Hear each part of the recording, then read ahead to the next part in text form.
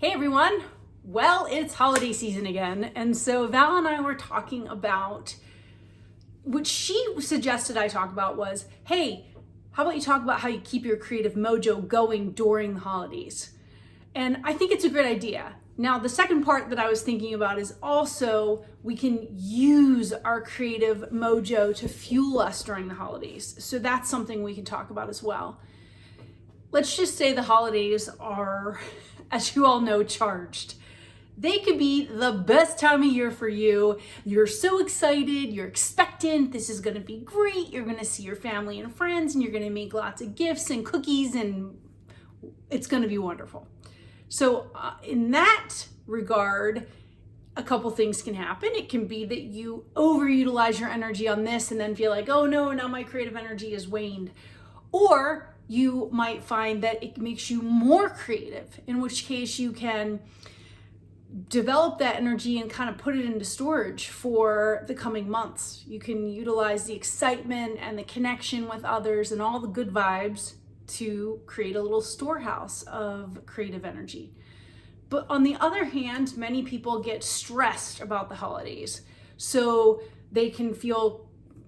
we all can feel nervous about who we're gonna see, about past family stuff. We can be concerned about financial stresses with so much spending happening. We can overeat and consume extra cookies and calories and not be thinking about, our health and end up feeling depleted just because we're not taking care of ourselves. So you can see the holiday season is like so full of possibilities. It can be the best thing ever, or it can be just a blip in your screen where it feels like a tumultuous time for you. And it can be both. It can be both of those things, all of the things, all at once. So what I wanted to do is just acknowledge that, remember, you are creation. You are always creating with what you say and how you be, every choice, like every gift you give or everything you say yes to or no to, every conversation you have, every card you send or don't send, like every one of these things is a creation, an act of creation. And it just happens to be that during the holiday season, because there are many holidays going on from all different religions, including New Year's, which is a global event. So there's a lot of collective energy here. Oh, what will we do with it all? So I wanted to really just say part of quote unquote managing our creative mojo during the holidays is acknowledging what's true.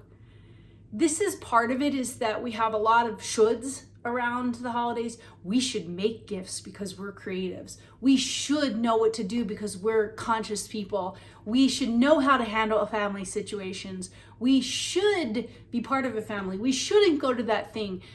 That all of that consumes energy as well. So if we just stop for a minute and pay attention, the experiment can be, can I pay attention to my creative energy and remember what fuels it? If you've found that being more playful and light fuels it, well then amp that up right now. If you've found that being in solitude, really helps your creative mojo, then honor that and make very, I was gonna say choiceful decisions. I love this word, even though it's not really a word. Be very choiceful about what you say yes to, what holiday gatherings you're gonna go to, what are you gonna say no to? So that's something to be aware of. Be really conscientious of your creative expression right now. How do you feel most creative? What are the acts that you can do for yourself and others that are gonna enhance and harness your creative energy that you've been paying attention to? And again, remember, this is because we are creation and we're always creating. We're creating how our relationships are gonna be. We're creating through making physical items. We're creating through what we consume and what we give out. All of these things are creation. So this could be with your work. How are you gonna show up at work? How are you gonna show up in your community? How are you gonna show up with your making abilities? So I think the best way to manage our creativity during the holiday season is to pay attention to it, because so many of us, when things get ramped up, whether they're inside of us or outside of us, we tend to kind of go into a dead zone and not really pay attention. Like, you know what? 26 sugar cookies at one party is probably going to make me feel pretty crummy. So let me not do that, right? We kind of get caught in the momentum of everyone's collective excitement, which, you know, excitement and stress, excitement and fear, they're all really close cousins. So we just need to be aware. So I'm inviting you to be aware this season. So one thing to keep your creative mojo going is begin now as we're going into it and just write some things down. Like, what are some of the commitments I can have to myself? Is it something as simple as making something every day? Is it as simple as determining what events you will and won't go to it? Is it, I'm going to be of service this season and be with other people that don't have anywhere to go so that we can actually have a creative good time together, even though we don't have our typical holiday practices. So that would be mine, actually, is that we don't have family in the immediate area. So we often aren't part of holiday events.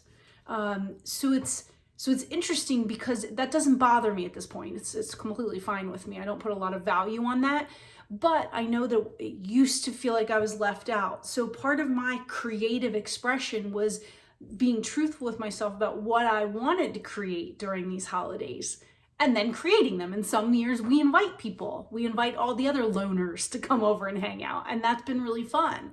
Some years I give more. Some years I just almost like ignore the holidays, like it doesn't matter. But one of the interesting things is New Year's is a holiday for all of us. It doesn't matter where you're from. It doesn't matter what religion you're in. New Year's is a grand opportunity for creation, because we get to all collectively reset. What am I creating? What is most interesting to me? What else is possible for me? Who do I want to be? How do I want to be? What do I want to feel? How do I want to feel? You know, what kind of person do I want to be in my business, in my family, in my friendships, in my community? And let me pay attention. And attention is your greatest asset.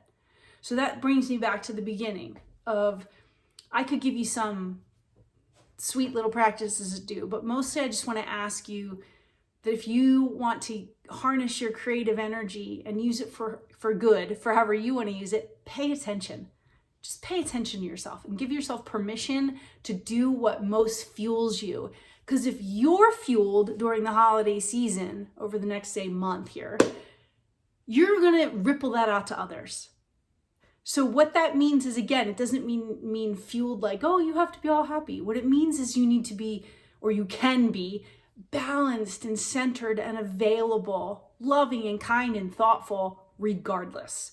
So do that with yourself and with others, with your art projects.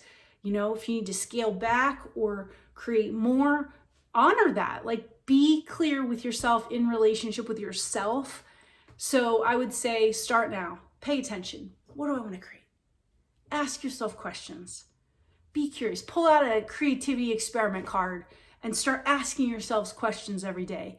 Get curious. That's the way to keep your creative energy moving and to be truthful with yourself about what you need. Those are the things I would say are the simplest ways to keep our creative mojo going during the holiday season. Okay, enjoy. Happy holidays in whatever form you celebrate those, and we'll see you soon.